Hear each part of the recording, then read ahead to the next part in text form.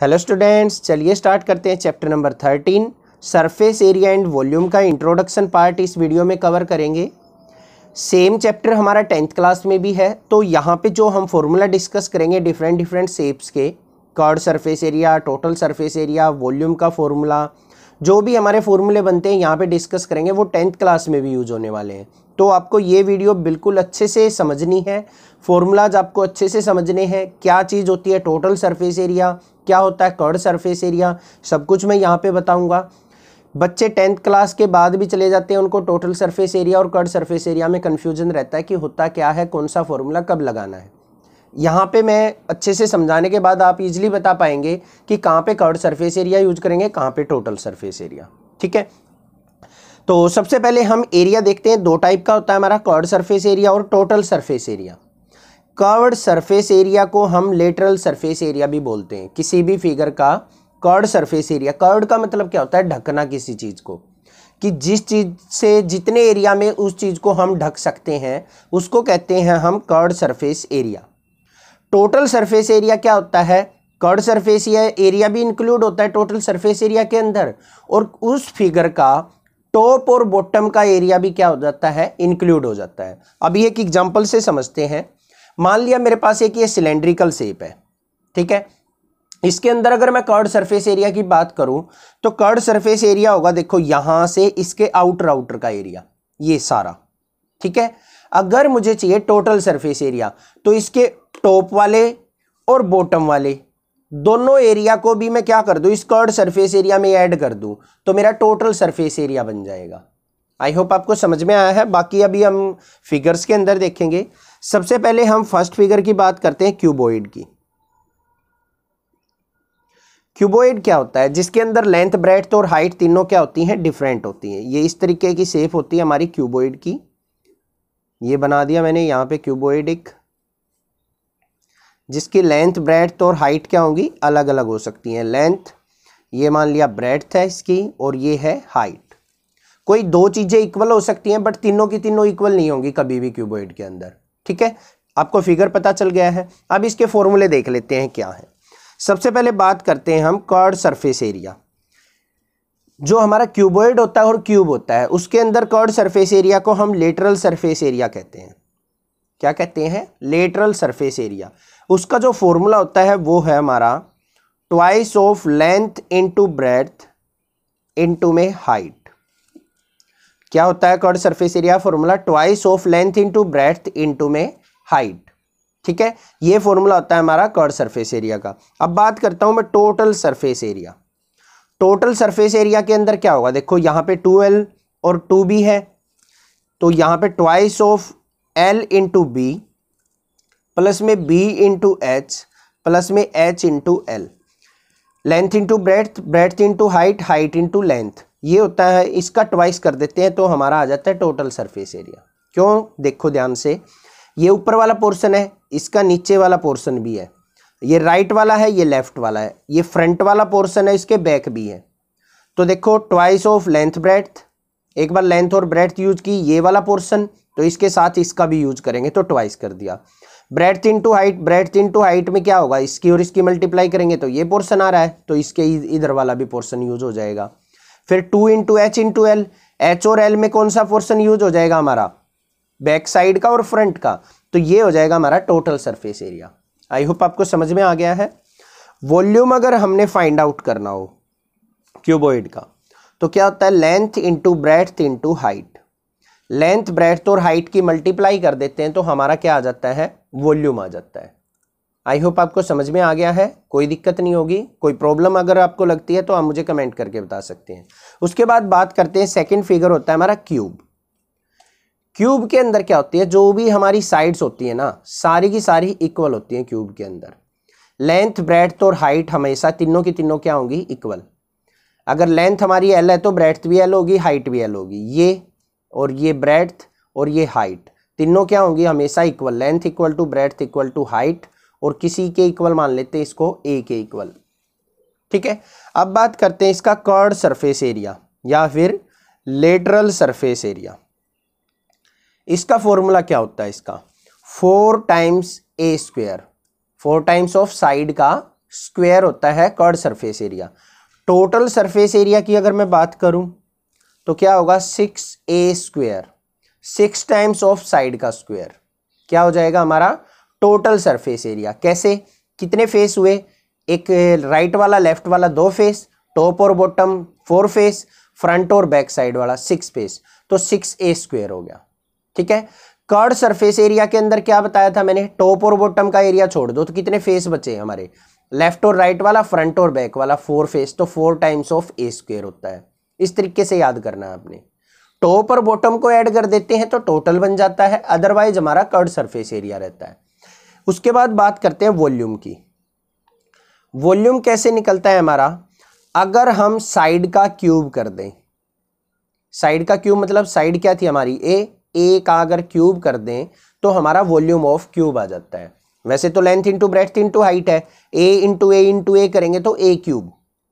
तो I hope cube और cuboid आपको अच्छे से क्लियर हो चुके हैं। नेक्स्ट फिगर हम डिस्कस करेंगे यहाँ पे सिलेंडर। सिलेंडर मोस्ट इंपॉर्टेंट है, इसी के फॉर्मूले जनरली यूज होते हैं। ये मान लिया हमारे पास क्या है सिलेंडर, इसका जो टॉप और बॉटम फेस होता है वो सर्कुलर होता है, ये इसकी हाइट होती है h हाइट। कई बार इसको लेंथ भी बोल देते हैं, अगर इसको हम हॉरिजॉन्टली रख दें तो उसको लेंथ भी बोल दिया जाता है, बट सिलेंडर में हमने उस लेंथ को हाइट ही एज्यूम करके चलना है। एक इसका रेडियस होगा ये रेडियस मान लिया क्या है r। अब बात करते हैं इसके फॉर्मूलाज की। सबसे पहले देखते हैं वॉल्यूम का फॉर्मूला। वॉल्यूम मतलब इसके अंदर कोई भी लिक्विड डालते हैं तो कितना लिक्विड इसके अंदर आ सकता है, तो उसका फॉर्मूला होता है pi r square h. R capital ले रखा है तो हम यहाँ पे फॉर्मूला ऐसे भी लिख सकते हैं pi r square h. Pi means 22/7 value होती है, कई जगह 22/7 equal to 3.14 equal to pi. कोई वैल्यू क्वेश्चन में गिवन भी हो सकती है, अदरवाइज अगर क्वेश्चन में गिवन ना हो तो आप कोई भी वैल्यू यहाँ पे यूज कर सकते हैं। तो वॉल्यूम का फॉर्मूला आ गया हमारे पास पाई आर स्क्वायर एच। अब बात करते हैं कर्ड सरफेस एरिया की। कर्ड सरफेस एरिया मतलब मैंने अभी आपको दिखाया था एक सिलेंड्रिकल शेप, इसके चारों साइड का जो एरिया होगा उसका फॉर्मूला क्या होता है, वो फॉर्मूला होता है हमारे पास 2 पाई आर एच। क्या होता है 2 पाई आर एच। कैसे बना, देखो ये कैसा शेप है हमारा, चारों तरफ से इसको देखूं मैं तो ये सर्कुलर शेप है। सर्कुलर शेप की जो पेरीमीटर होती है 2 पाई आर होती है, और हाइट मतलब कितने टाइम्स, कितना बड़ा है ये, तो इनटू में क्या कर दी उसकी हाइट, तो ये आ गया कर्ड सरफेस एरिया। अब मैं अगर टोटल सरफेस एरिया की बात करूं तो टोटल सरफेस एरिया क्या होता है, कर्ड सरफेस एरिया प्लस में क्या होता है हमारा टॉप और बॉटम का एरिया। तो टॉप में हमारा सर्कुलर है और बॉटम भी सर्कुलर है, सर्कल का एरिया क्या होता है पाई आर स्क्वायर। तो ये टॉप का ऐड कर दिया और ये बॉटम का ऐड कर दिया, बन गया टोटल सरफेस एरिया फॉर्मूला। इसको शॉर्ट फॉर्म में कैसे लिखेंगे, 2 पाई आर एच प्लस में पाई आर स्क्वायर, और पाई आर स्क्वायर क्या हो जाएगा 2 पाई आर स्क्वायर। अब देखो 2 पाई इसमें भी है इसमें भी है, कॉमन आ गया बाहर, आर इसमें भी है एक आर इसमें भी, आर बाहर आ गया, अंदर बच गया यहाँ पे एच प्लस आर। ये फॉर्मूला आ गया हमारा total surface area of cylinder का। आई होप आपको समझ में आ गया होगा वॉल्यूम का फॉर्मूला, कर्ड सरफेस एरिया का, टोटल सरफेस एरिया का, कोई दिक्कत नहीं है, अच्छे से क्लियर हो चुका होगा। वॉल्यूम वाले में क्या करना है, सर्कुलर शेप होती है तो पाई आर स्क्वायर इसका एरिया होता है, और एच हाइट तक ये गया हुआ है तो pi r square into H.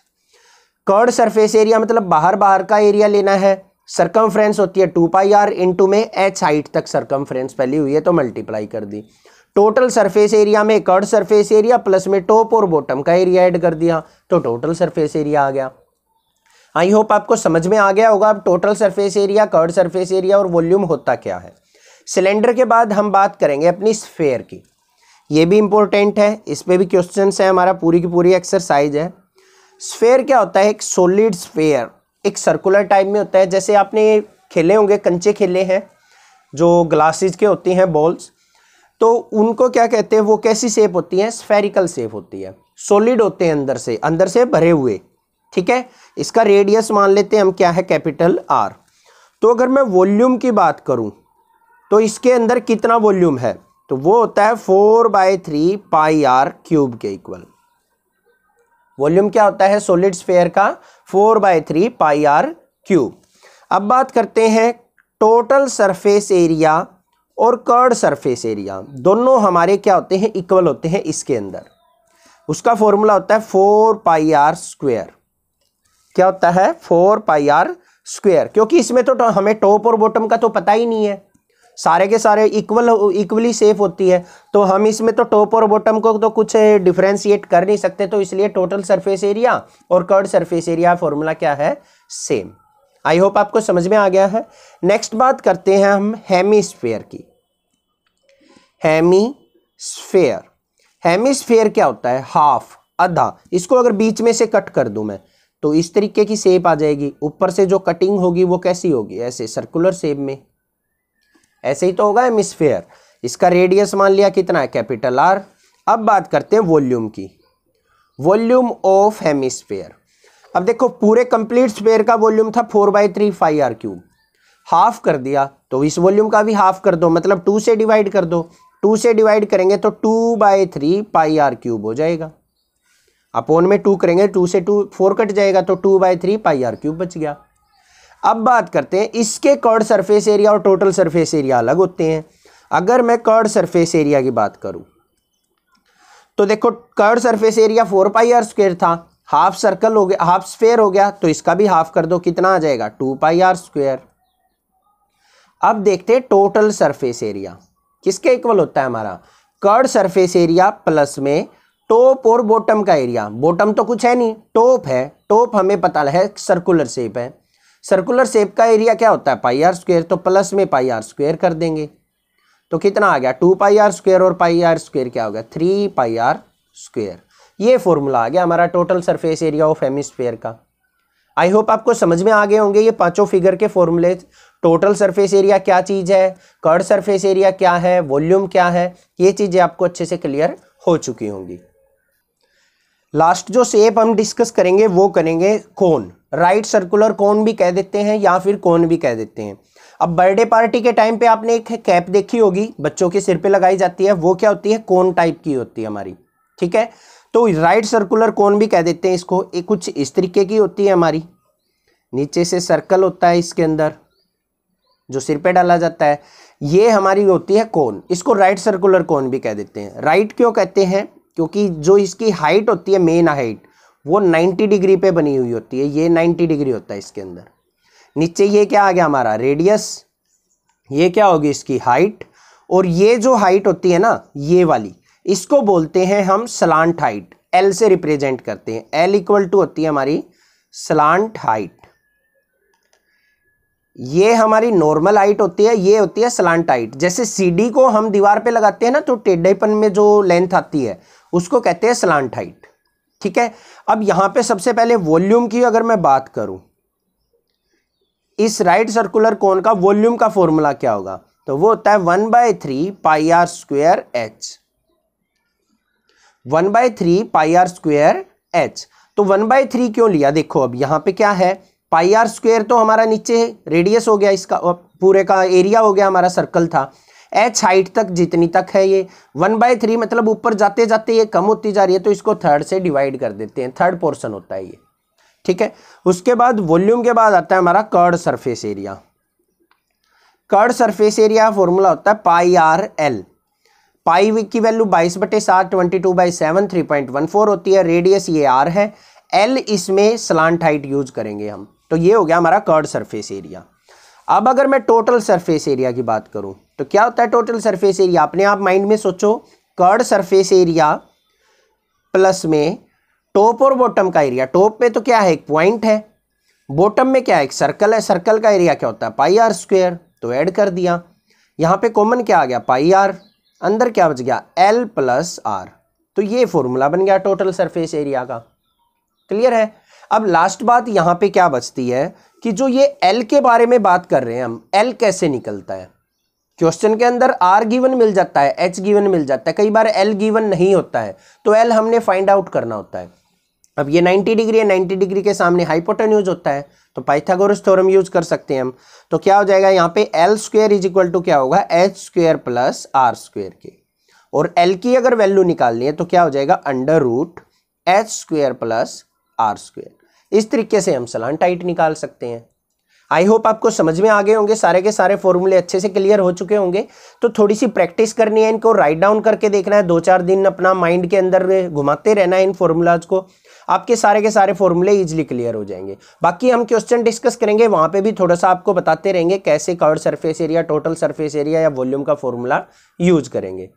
अगर कोई डाउट लगे तो आप मुझे कमेंट कर दें, अदरवाइज इस चैनल को सब्सक्राइब जरूर कर दें। कमेंट करके बताएं आपको चैनल कैसा लगता है, और अपने स्कूल के अंदर 6 क्लास से लेकर 12 तक के बच्चों में जरूर शेयर करें चैनल को, क्योंकि 6 से लेकर 12 तक की वीडियो यहाँ पे अवेलेबल है। Thank you students for watching this video. Thanks.